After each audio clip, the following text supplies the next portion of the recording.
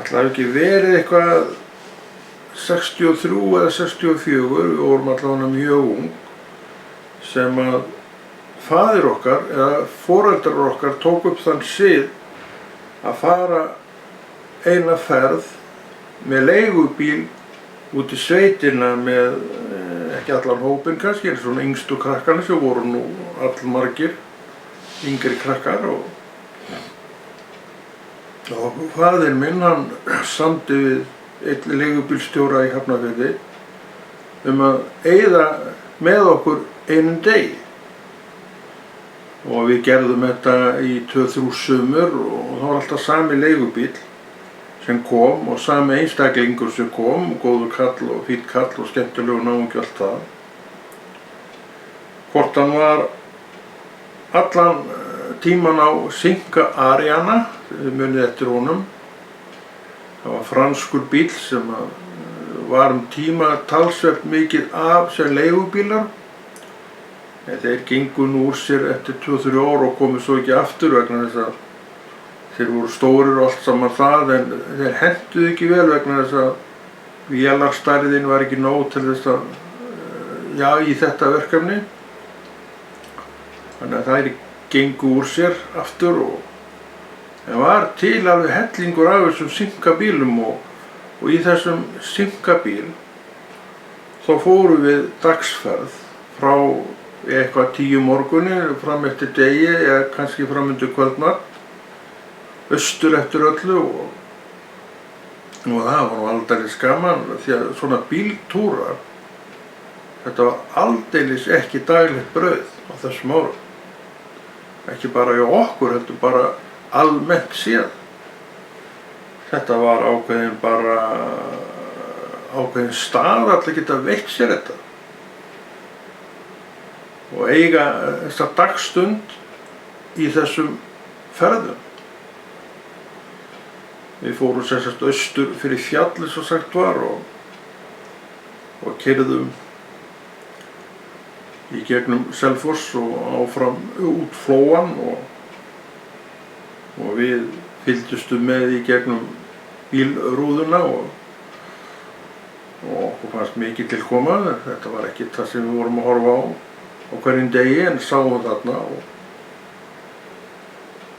og sáum þessa búsaldalegu og blómlegu sveit Flóanum og þar austur eftir. Á þessum árum við fórum til Skálholts kirkjunnar, kirkjusetursins, og þá var verið að byggja Skálholt og hún bara hálfreist og hálfköruð. Og við fórum líka til staðar sem heitir Stöng. Ég man ekki alveg eftir hvernig það var þar og þá var líka verið að byggja þar upp eitthvað sem átti og var að held í örugglega safn og kannski ennþá safn. Þá var að verið að byggja þetta upp bæði Skálholt og þessa Stöng.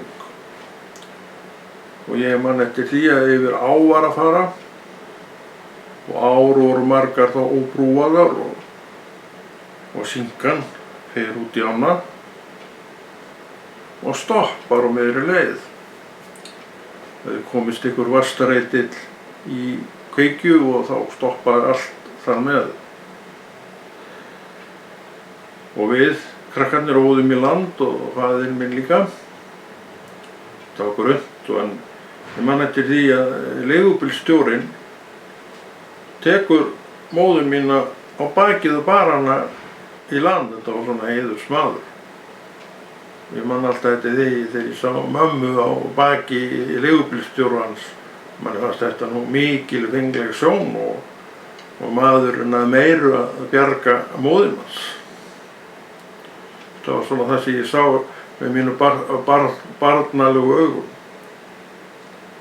Eftirminnilegt allt saman og man nú svo sem ekkert mikið eftir þessari ferð nema að því leyti til hversu mikinn spenning hún vakti. Þetta var alveg bara við vissum þetta með einhverjum daga fyrirvara og það var ekki talað annað og hugsað annað hvernig þetta yrði í þessari ferð Og það held ég geti fullyrt fyrir hönd allra að hún stóðst allar væntingar okkar og þó í sjálfu sér væri ekkert að gerast. Við bara vorum inn í þessum bíl og ókum þessa leið og horfðum út gluggann og sáum myndirnar út gluggann sem fyrir augun bar. Ég horfði út gluggann vinstra megin og einhverjir til hægra megin og sá líklega allt annað heldur en ég og ég man eftir þessum bændum sem voru að reka kýr og jafnvel fé og ég veit ekki hvað og einhverjir voru á vélum að þeysast eftir túnum eða á vegum og allt saman það og þá voru nú ekki mikið af eyðibílum í flóanum en einhver eyðibíli voru en þau eru orðið miklu fleiri í dag. Bæir sem voru í blómlegri byggð þegar ég var í sveitinni þarna í flóanum, einhverju seinna, þeir eru margir að þeim komnir í eyði í dag og hafa verið í eyði sumir í áratugi. Þannig það hefur allt saman breyst en þarna voru þeir nokkuð ekkert svo margir, þeir voru þarna manni, þetta er einu manni sérstaklega sem stóð upp á mikilli hæð og ég held að faðir minn hafi eitthvað þekkt þar til þegar hann krakki og svona, barn, kannski var að það í sveit einhvern tíma en ég man eftir því að hann sagðist hafa verið þarna á þessum bæ og bent á þennan bæ sem stóð þarna upp á þessum hól en var í eyði þegar við erum þarna, þegar ég þarna í sveitinni í Flóanum. Það sem sagt eftir þetta sem ég var að tala með bílferðina, hún á undan, einhverjum árum undan. En hún var eftirminnileg og eins og við vorum að tala líka að þá var svona lagað ekkert gert bara nema með talsverið fyrir. Það þarfti að undirbúa þetta allt og fá einhvern til þess að keyra og þá náttúrulega var fátt til að ráða nema leigubíll og menn þekktu mann og leigubílstjóra og aðra og þeir tóku að sér að semja við menn bara svona sunnudagsferð fyrir ákveðna upphæð og ég veit að það var gert í þessu tilviki. Upphæðina spurðist maður nú aldrei fyrir og vissi aldrei og kom í raun ekkert við en ferðin var farin og það var tekið með sér nesti og það var nú ekki til síðs þá að koma við í sjoppum og kaupa eitthvað þar eins og gert í dag. Ég held nú að menn hafa nú smurst sér eitthvað ofan í Macintosh dós og tekið með sér kaffi og brúsa og svo framvegis og ég etið þetta einhvers staðar á leiðinni og komið með allt tómt tilbaka. Þannig var þetta nú gert þá. En sem sagt að það var farið til staðarins Stöng og til hálfbyggðrar Skálholtskirkju sem að þá var verið að reisa og hún var tekin í notkun einhverjum árum seinna. Ég held að þeir hafa nú verið svolítinn tíma að byggja þessa kirkju, minni það nú, en þetta heilmikil bygging og margar byggingar þarna í kringum Skálholt sem að enn í drift og enn verið að messa og enn verið að allir sé ekki ennþá verið að bjóða upp á þessar kyrrðarstundur sem að voru þar í mörg ár, ég held það nú. Og ég þekki nú fólk sem hefur farið á þessar kyrrðarstundir og látið vel að.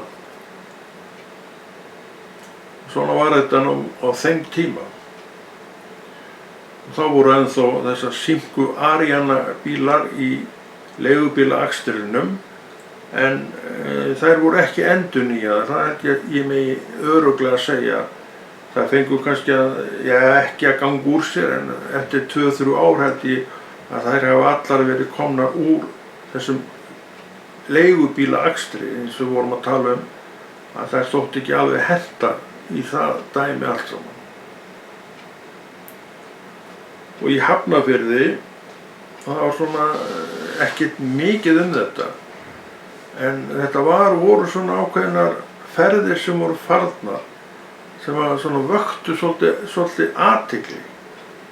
Þær vöktu svona tilhlökkun og svona vissan spenning og fjölskyldurnar fóru saman í þessa ferðir, til að mynda að tína ber. Það var nú ekki mikið að berjum þarna í kringum Hafnarfjörð, en hraunið fyrir ofan holtið og þar sem að núna vallarbyggðin ekki í Hafnarfirði, keyrðum veginn sem að endaði í Krýsuvík, fórum hann, þar var hraun og það var alltaf líka hinum megin við Keflavíkurveginn var hraun og við fórum kannski þangað, já, heldum við farið þangað.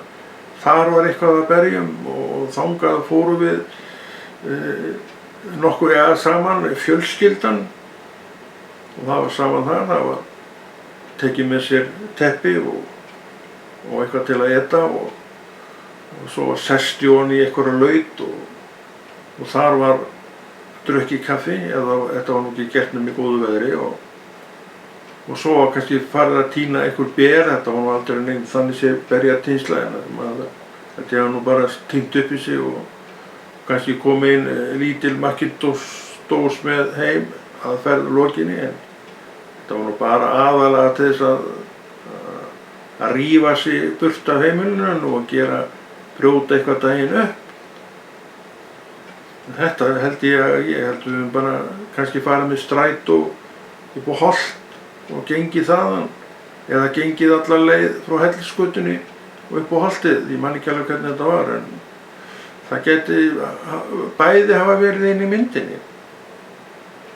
Þetta var svona, bíllinn var ekki hverra eign, það var fátt bíla og einstaka maður sem átti bíl og einstaka maður sem var á bíl og gat farið á bíl til vinnu sinnar og þess vegna tekið sér eitthvað smá sunnudagsrúnt.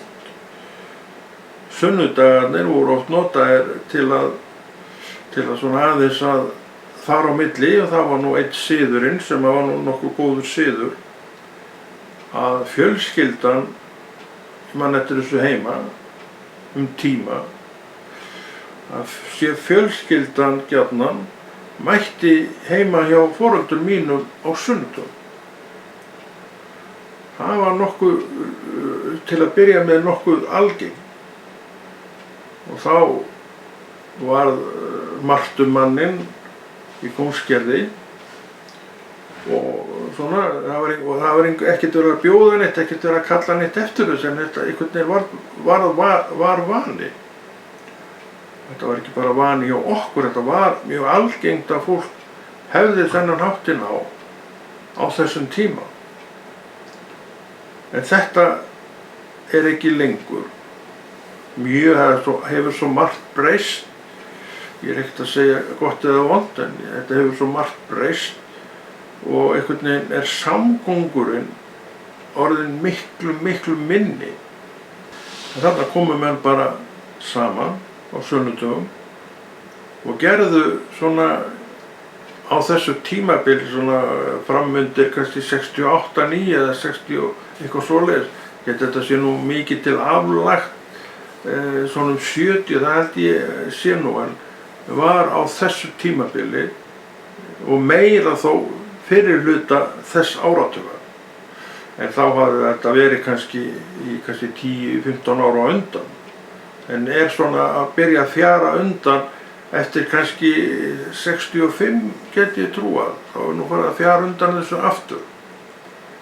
Og ég held þetta hafi að mestu leyti verið búið, já, í kringu 70 og fyrir 70. Allan orðið minna það og þess að það hefur margt svona skólast til og siðir orðnir aðrir og þá höfðu meiri tíma til að fara í svona ferðir. Þetta var allt miklu rólegra yfir öllu hjá okkur þá. Og þetta svo margt sem skrítið. Við erum með tæknina, við erum með hraðan, við erum með svo mikið í gangi, þetta er svo mikið af öllu, en við höfum aldrei tíma til að gera neitt. Við þurfum að skipuleggja okkur fram í tíman til þess að við getum annað öllu sem við erum að gera. og svo erum við að fresta heimsóknu til manns og konu og vegna þess að við höfum ekki tími í þetta.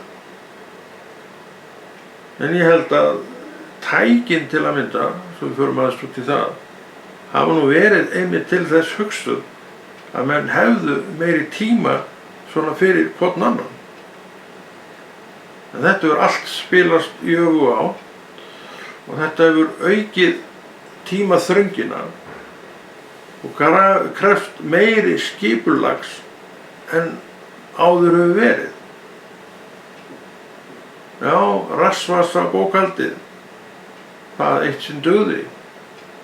Menn voru með einhverja litla stílabók í rassvasanum, þessi maður þurfti á því að halda. Og þar var penni líka sem þeir skrifuðu í bókina. Ef eitthvað var að vera eitthvað sem þurfti að færa til skjals á skrifstofan, þá var þetta nú, byrjaði þetta bara þar. Svo var þetta fært þangað og skatturinn alveg hrópaði húrra þegar hann sá þetta og ég er nokkuð viss að þetta hefur verið svona bara rétt gert. En þetta var kallað á þeim tíma rassvasa bókhald.